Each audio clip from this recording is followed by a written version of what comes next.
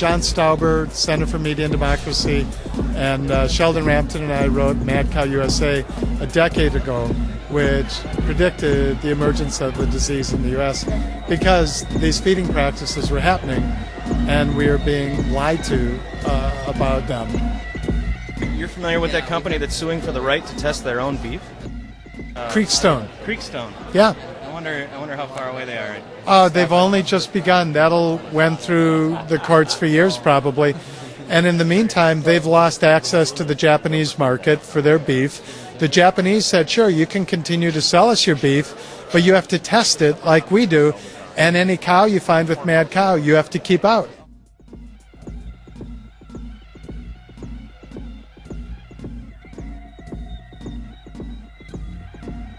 They said, okay, we'll do it. They went about doing it. The U.S. Department of Agriculture stepped in and said, we will not allow it. They said, why not? They said, because there's no scientific basis for testing this meat. And they cited a law from the 19-teens, that had nothing to do with testing for mad cow disease. So, yeah, here's a great example. The U.S. Department of Agriculture now admits we've had mad cow disease in this country for 10 years. We know mad cow disease can move into the human population and kill people.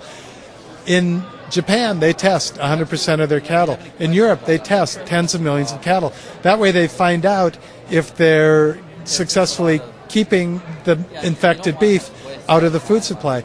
In the U.S., we test fewer than 0.5%. All that testing is secret, and only the government does it. So do you trust the government? Of course not. You can't verify this.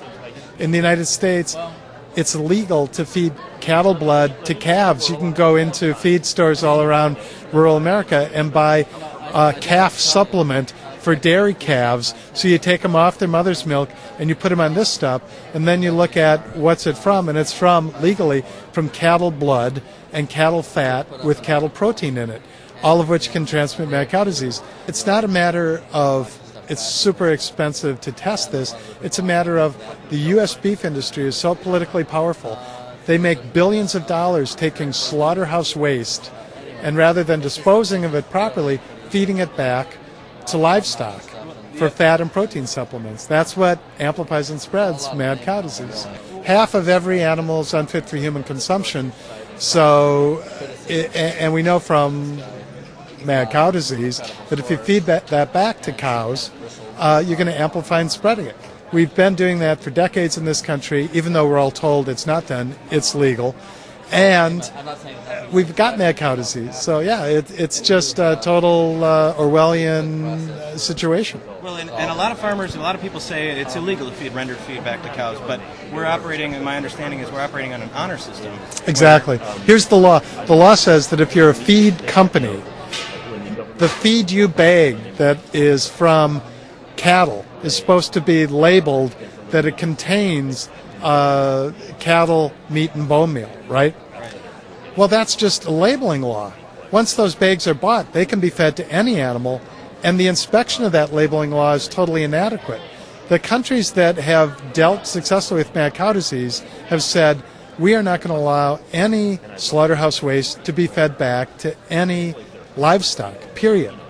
That's what you have to do, because then the stuff isn't going to the farm. I was in a feed mill with the Japanese TV crew a year and a half ago in a little rural town in Wisconsin, and they were showing us their meat and their bone meal that they're mixing into cattle feed. It was just in a huge, big bin, and they said, but don't worry, it comes from pigs. Yeah, it comes from pigs that are fed cattle, meat, and bone meal, and there's no way of even knowing that it comes from pigs because it all looks the same.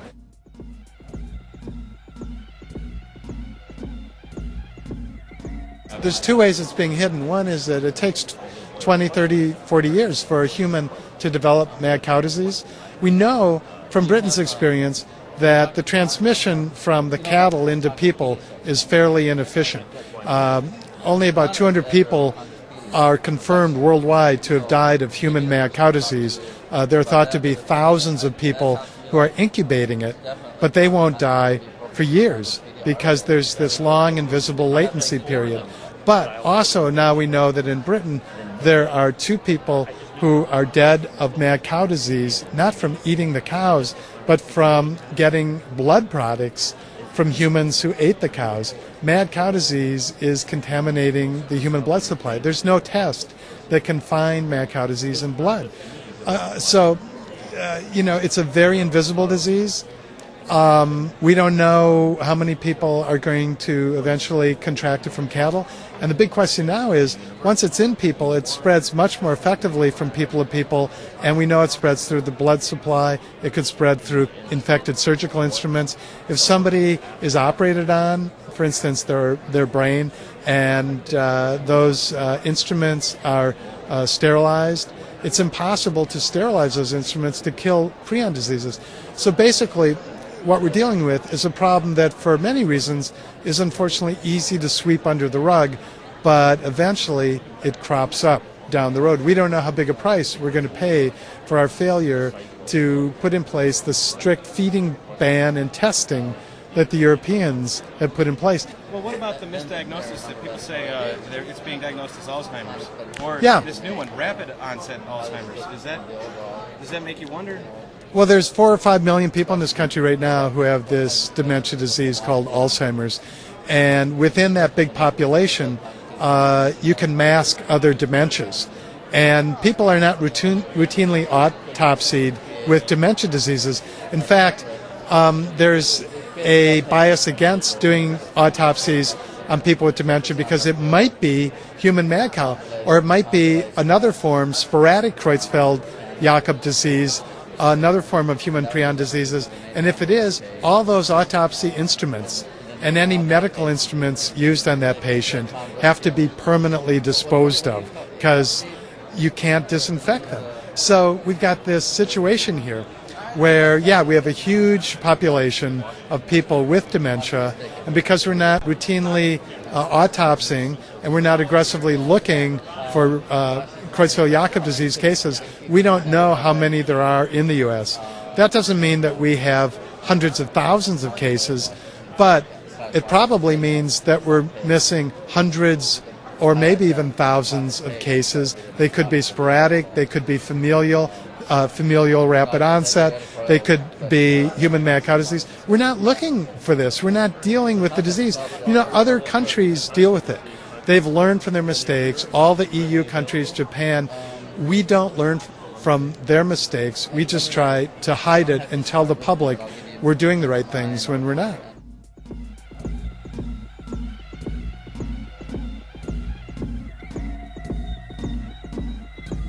Not as far as we know, but we do have chronic wasting disease, of course, in Wisconsin, which is a same type of disease, an infectious prion disease. One thing that's interesting about chronic wasting disease is it's spread very readily, deer to deer, through saliva. So we do have an example of this type of disease that's rather easily spread through saliva. We certainly haven't seen that in the human variations, thank goodness. But what the prion scientists will tell you is this is why you should be super cautious in dealing with prion diseases, because they're unlike anything else. New strains are created, and we don't know what those strains will be capable of doing. And this strain we call chronic wasting disease, we now know from some very good research that was done in Colorado, is actually highly infectious through saliva, deer to deer. Well, I'm not saying it's spreading people to people in saliva, but this is like, if you want to develop a nightmare scenario of what are worst case scenarios, a human prion disease that spreads that way would be one of them.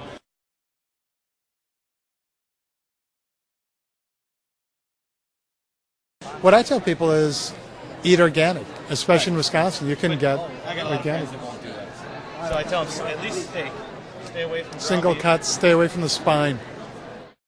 John Stauber, Center for Media and Democracy, and Sheldon Rampton and I wrote Mad Cow USA a decade ago, which predicted the emergence of the disease in the U.S. because these feeding practices were happening and we were being lied to about them.